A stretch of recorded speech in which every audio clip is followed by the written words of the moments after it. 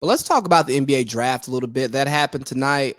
It may still be on. I'm not really sure because after the first three picks, I could really care less what happens because I don't watch college basketball. I don't watch the G League Ignite. I definitely don't watch Overtime Elite, and I don't watch overseas basketball. So I wait for them to get to the big leagues and then I evaluate them from there. But let's talk about the first overall pick, Victor Wembanyama. He's been on his media run all week throughout the first pitch at the Yankees game. We've been talking about him for the last year, about him being this larger than life human being, 7'5", like 8-foot wingspan, big hands. You know, he can shoot. He can dribble. He has guard skills, but he has a center's height, but he has a guard's frame. What will happen to him? And I mean, every single day, Wemby this, Wemby that. Wemby is going to be an all-star as a rookie. Should the Spurs try to contend since they have Wemby coming in now? And I'm like, hold your horses. I'd rather be late to the party than show up too early. Now, when you show up too early, you don't miss anything, but sometimes you run the risk of committing too soon. I like to shoot out the text. Hey, who there? It's jumping. I bet. I'm on my way now. And that's when I start taking my shower. I start getting dressed. And I like to be that way with draft prospects, young players, because I want to give them some time. I want to, text, check in, see if the party's all right, because I ain't got to be the first person there. As long as I leave with what I came for, I'm good. And that's how I am with these draft prospects. So you've seen Wemby being compared to LeBron, the best prospect ever. You see the side-by-sides with David Robinson, Tim Duncan, and I'm sitting there and I'm like, are we sure about this?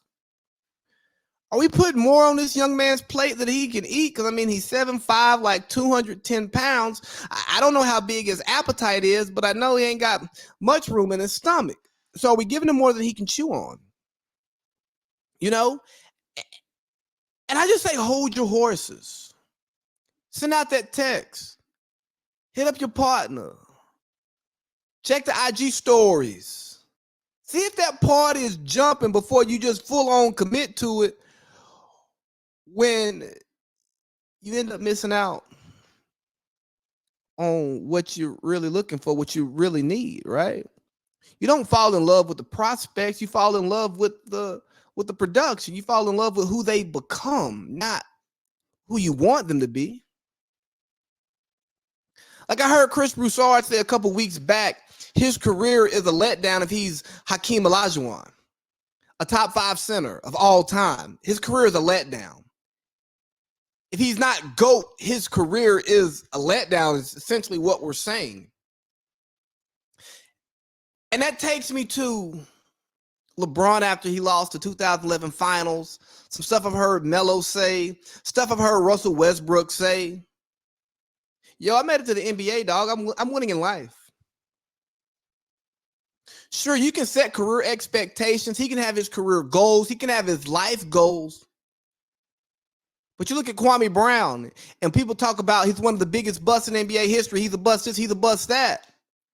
And Kwame goes, bro, I played 10 years in the NBA, man. I changed my life. I changed my family's life. I'm still winning. So if Victor Wembanyama becomes just a productive player in the NBA, he won. Because those of you who don't have to build a team, those of you who are not responsible for his growth and his development, those of you who don't have to worry about whether or not his body can make it through 82 game season, 82 game season, 82 game season, sitting on the planes, getting bumped, ducking, walking through the building, you know what I mean? Those of you who aren't tied to that can say whatever you want, but at the end of the day, he's still a human being, and he has to go prove that. And there are people whose jobs, whose livelihoods are on the line here. And I just say, hold your horses. Don't show up to the party too early, man. You want to show up right on time, but if you get there late and you still have a good time, then all is well. So Wemby, I think he'll be really good. I think he'll eventually be great. But let's give him time. Let's not put him in a pan and fry him. Let's slow cook him. Let's let him grow up. Let's let his body develop. Let's let him change and adjust to the American game. Let's let the Spurs put an infrastructure of players around him that supports his game. Let's let Pop coach him up. Because we talk about Scoot Henderson's poor three-point shooting. Well, Wemby shot 30%. You know? You know? So I just say pump the brakes on Wemby.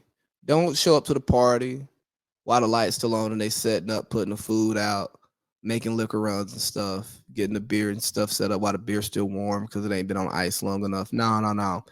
Get there when the beer is ice cold. There's not too much left for you. And enjoy, have a drink, and let's party. Hey.